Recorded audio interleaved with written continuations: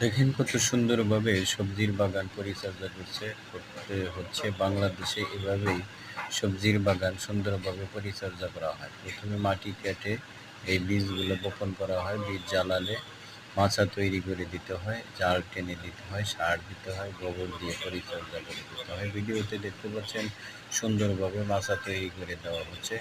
দারুণ একটি প্রক্রিয়া, সুন্দর। দেখেন, পরিশ্রম করতে হয়, অর্থাৎ এই কৃষিকাজ এতটা সহজ নয়। কৃষিকাজ করতে গেলে অনেক কষ্ট করতে হয়, পরিশ্রম করতে হয়।